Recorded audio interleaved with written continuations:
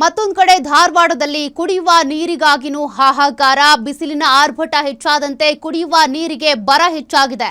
ನೀರಿನ ದಾಹ ತಣಿಸಿಕೊಳ್ಳೋದಕ್ಕೆ ಗ್ರಾಮಸ್ಥರು ಪರದಾಡ್ತಾ ಇದ್ದಾರೆ.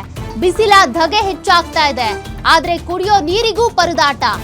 ಧಾರವಾಡ ತಾಲೂಕಿನ ಮುಗಳಿ ಗ್ರಾಮಸ್ಥರ ಪರದಾಟವನ್ನ ಕೇಳೋರೇ ಇಲ್ಲ. ಕುಡಿಯೋ ನೀರಿಗಾಗಿ ತಳ್ಳು ಬಂಡಿ ತಳ್ಳುವಂತ ದುಸ್ಥಿತಿ ಇದೆ. ಮೊದಲೇ ಬಿಸಿಲು, ಅವ್ರು ಓಡಾಡೋದೇ ಕಷ್ಟ, ಇನ್ ನೀರಿಗಾಗಿ ಹಾಹಾಕಾರ. ನೀರ್ ತೆಗೆದುಕೊಂಡು ಬರ್ಬೇಕಂದ್ರೆ ಕಿಲೋಮೀಟರ್ ಗಟ್ಲೆ ತಳ್ಳು ಗಾಡಿಯ ಮೂಲಕ ಹೋಗ್ಬೇಕು. ಒಂದೇ ಒಂದು ಬೋರ್ವೆಲ್ ನಿಂದ ಇಡೀ ಊರಿಗೆ ನೀರ್ ಪೂರೈಸ್ತಾ ಇದ್ದಾರಂತೆ. ಆ ಬೋರ್ವೆಲ್ ನಲ್ಲೂ ಕೂಡ ನೀರಿನ ಮಟ್ಟ ಈಗ ಕಮ್ಮಿ ಆಗಿದೆ. ಬೇಸಿಗೆಯಲ್ಲೂ ಗಮನ ಹರಿಸ್ತಾ ಇಲ್ಲ ಅಧಿಕಾರಿಗಳು. ಹೀಗಾಗಿ ಗ್ರಾಮಸ್ಥರು ಆಕ್ರೋಶ ವ್ಯಕ್ತಪಡಿಸುತ್ತಿದ್ದಾರೆ.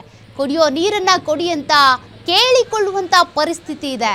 ಬೆಳಗ್ಗೆಯಿಂದ ರಾತ್ರಿವರೆಗೂ ಕೂಡ ನೀರು ತುಂಬುವಂತ ಪರಿಸ್ಥಿತಿಯಲ್ಲಿ ಗ್ರಾಮಸ್ಥರಿದ್ದಾರೆ.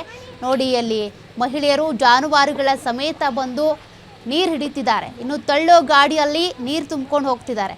ಮಕ್ಕಳು, ಮಹಿಳೆಯರು ಕೂಡ ನೀರು ಹಿಡಿಯೋದಕ್ಕೆ ಕಾಯುವಂತ ಪರಿಸ್ಥಿತಿ ಇದೆ. ನೀರನ್ನ, ಕುಡಿಯೋ ನೀರನ್ನು ನಮಗೆ ಕೊಡಿ ಅಂತ ಮನವಿ ಮಾಡುವಂತ ಪರಿಸ್ಥಿತಿಗೆ ಪಾಪ ಈಗ ಜನರು ಬಂದಿದ್ದಾರೆ.